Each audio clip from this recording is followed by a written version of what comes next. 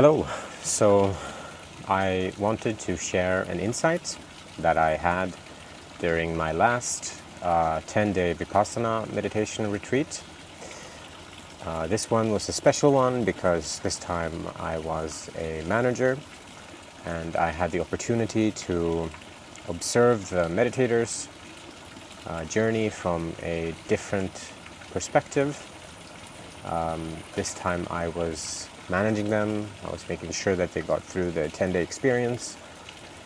I was pretty much the person in between them and the meditation teacher. Anything that didn't have to do with the meditation technique, they would come to me. I would meditate with them for about 8, 10 or so hours per day for these 10 days. It was a silent meditation retreat. And I wanted to share a nice piece of wisdom with whoever's watching. So, when you are a manager, you are also, every evening you're talking with the meditation teacher to make sure that the students are doing fine. And I also had the opportunity to ask some questions in a more intimate setting. And some background information to what I asked. These last couple of months, I have been trying to work on being present, like in my body, kind of aware that I am alive, aware that I'm here, like here in time and here in place. And it's been difficult, right? It is difficult. I can tell myself I'm going to be present from now on. And then 20 seconds later, you're in the future, you're in the past, you're thinking about something, and you've lost the present moment. You can bring it back, but this consistency of, maybe at the moment somebody's 1% of the time in the present, or maybe less, and they want to bring this number up to 5, 10, 20, 50% of the time being present. How do I do that? Now, willpower is obviously not enough because I've dedicated a lot of time to increase this period of presence. And it didn't work. So I took this time with the meditation teachers to ask, how do I extend, I keep getting taken away from the present moment. How do I become permanently present? How do you do it? That's what I asked the teachers. And these are very experienced teachers that have, 30,000 plus meditation hours. And they are, meditation teachers. And one of the teachers said, now you're moving into monk territory. This is not for layman. Layman means like regular people that have a job, have a family. This is monk territory. Working on this, becoming more present. And my first instinct to this was, no, this shouldn't be monk territory. To me, it seems like something we should be working on, right?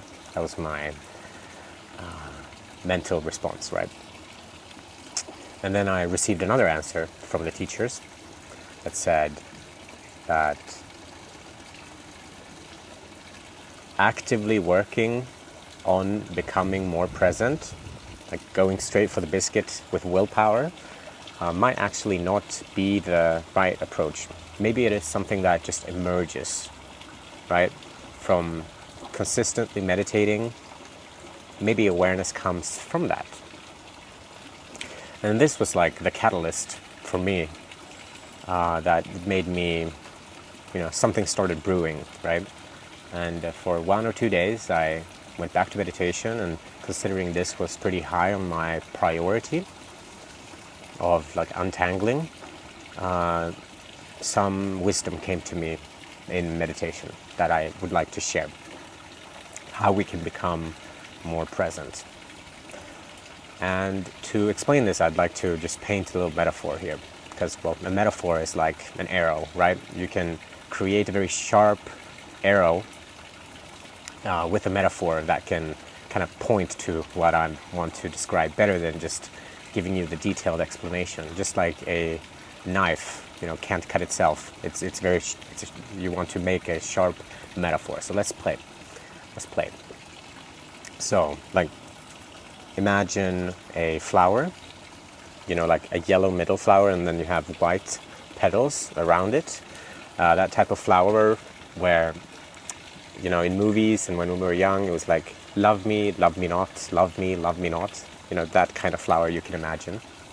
The yellow in the middle, let's consider this your presence.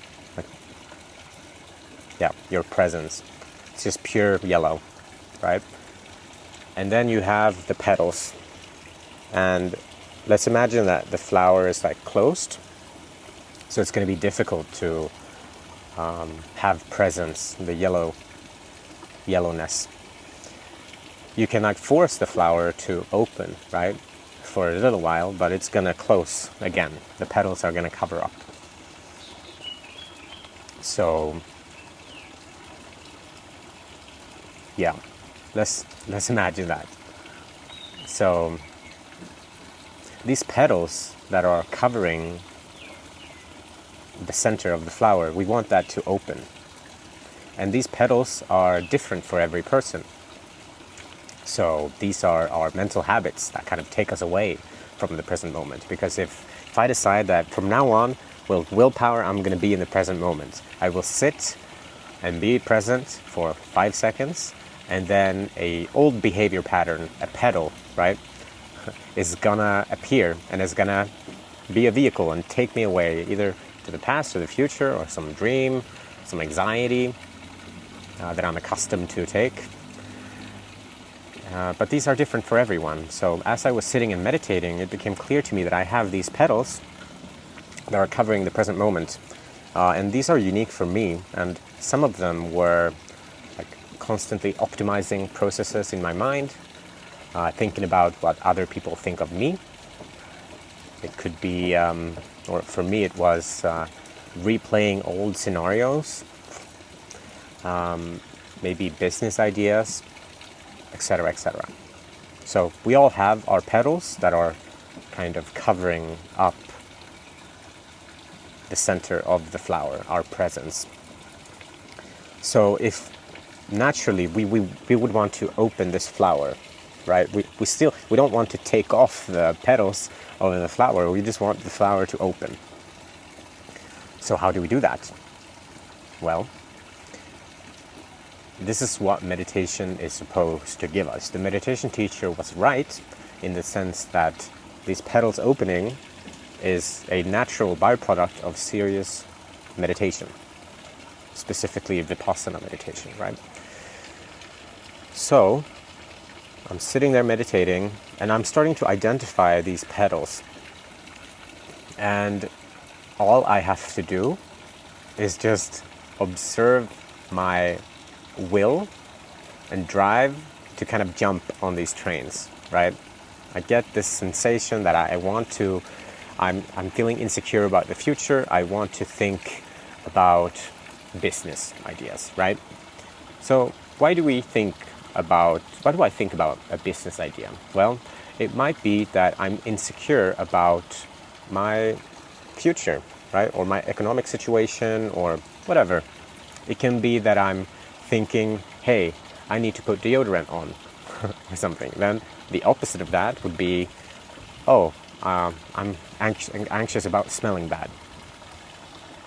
You can identify these petals, but it's not enough to intellectually understand, because just by deciding that, I'm not going to be replaying past conversations in my head, that's just not going to be enough to stop doing that.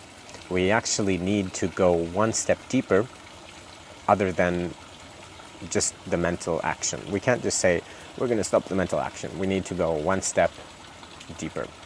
And that is what meditation, for me now, that's easy now. The hard part is actually identifying these petals, because we've been doing it for so long, it's almost become a part of our personality. And when we identify with something, it becomes a part of us, and we don't want to let that go. It almost becomes invisible to us. So we need to observe as a vehicle comes and takes us away from the present moment. We can identify that this is not an OG, an original part of me. It's simply just a behavior pattern that takes me away from the present moment.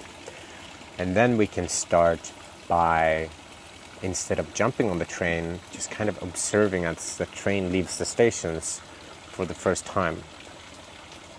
And that might happen 5 times, 10 times. Eventually, if you don't jump on that train, it's gonna stop coming. And that will be one pedal open up.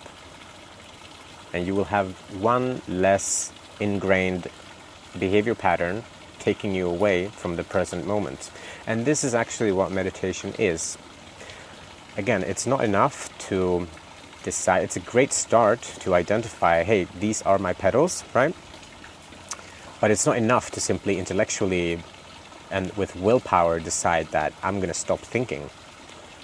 Because you can't use a thought to stop a thought. Yeah. So this is not a video about